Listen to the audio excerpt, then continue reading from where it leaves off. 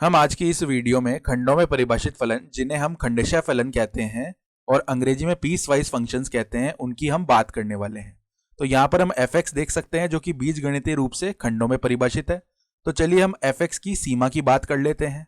तो यहाँ पर देखिए, यह तो हम साफ साफ देख सकते हैं कि इनमें से कुछ सीमाएं केवल एक तरफ से आने वाली हैं, अर्थात वन साइडेड लिमिट्स, और कुछ सीमाएं दोनों तरफ से आने वाली, या बोल सकते हैं जो सामान्य सीमाएं अर्थात रेगुलर लिमिट्स होती हैं वह है।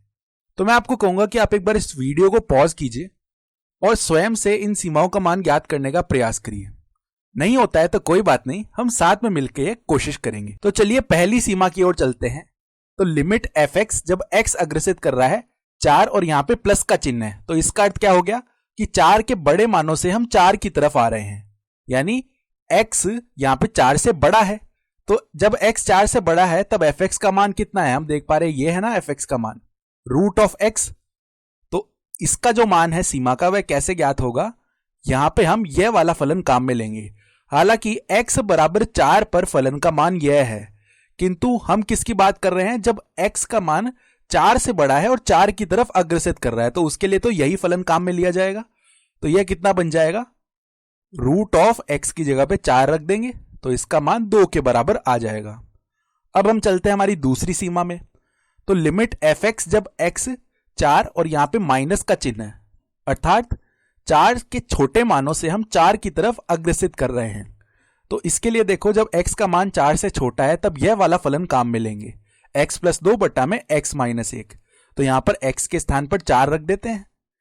तो देखिए 4 + 2 बटा में 4 - 1, तो ये कितना आ जाएगा 6 बटा में 3, जो कि किसके बराबर होता है 2 के बराबर।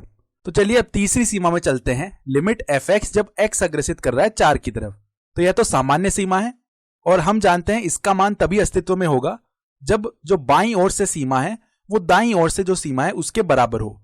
तो देखिए, जो पहली सीमा हमने निकाली थी उसमें लिमिट x अग्रसित हो रहा था 4 के दाहिनी ओर से 4 की तरफ, और दूसरी सीमा में 4 के बाईं ओर से 4 की तरफ, अर्थात दोनों तरफ की सीमाएं हम निकाल चुके हैं और दोनों के मान ये आपस में बराबर आ रहे हैं 2 के। तो ये अस्तित्व में भी होगा तीसरी सीमा का मान, और यह 2 के बराबर होगा, तो इसका मान 2 के बराबर आ गया। अब यदि हम चौथी सीमा में चलते हैं तो लिमिट fx जब x 2 की तरफ अग्रसित कर रहा है, तो जब x 2 की तरफ अग्रसित कर रहा है तो यह तो हमारी सीधी सीधी ये वाली स्थिति हो जाने वाली है।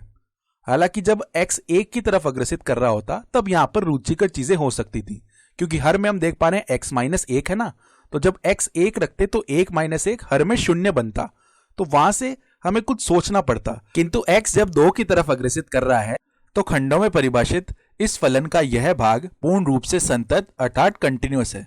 तो इस स्थिति में हम यहां पर सीधा ही x बराबर 2 प्रतिस्थापित कर सकते हैं। तो 2 + 2 बटा में 2 - 1, यह मान किसके बराबर आएगा 4 बटा में 1 अर्थात 4। चलिए इसी प्रकार की कुछ और सीमाएं ज्ञात करते हैं। तो मैं आपको फिर से एक बार कहूंगा कि इस वीडियो को पॉज कीजिए और स्वयं से इन सीमाओं का मान ज्ञात करने का प्रयास कीजिए। नहीं होता है तो कोई बात नहीं, चलिए साथ में आगे बढ़ते हैं। तो पहली सीमा में लिखा हुआ है लिमिट gx जब x -1 के दाईं ओर से -1 की ओर अग्रसित कर रहा है। तो देखिए -1 के दाईं ओर से अर्थात -1 से बड़ा मान है x का, तो इसका मतलब ये वाली स्थिति है जब x का मान -1 से बड़ा है। तो इसमें gx का मान कितना होगा 2 की घात x। तो यहां पर हम क्या करेंगे 2 की घात x के स्थान पर -1 रख देंगे, तो इसका मान कितना आ जाएगा 1/2। अब इसी प्रकार देखिए दूसरी सीमा लिमिट x जब -1 के बाईं ओर से अग्रसित कर रहा है और gx का मान हमें बताना है इस सीमा का मान कितना होगा। तो यहां पे देखिए जो x का मान है वो -1 के बाईं तरफ से -1 की ओर अग्रसित हो रहा है।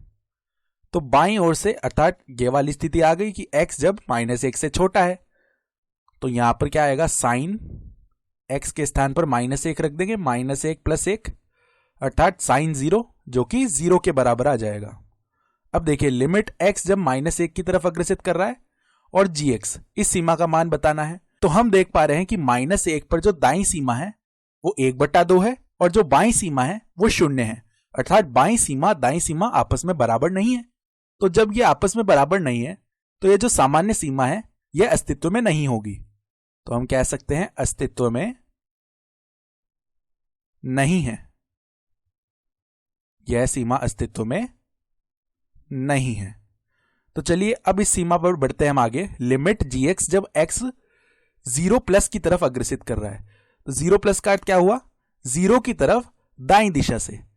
तो इसका मतलब क्या होगा कि x का मान 0 से बड़ा होगा। तो जब x का मान 0 से बड़ा है तो इसका मतलब कौन सी स्थिति हो गई?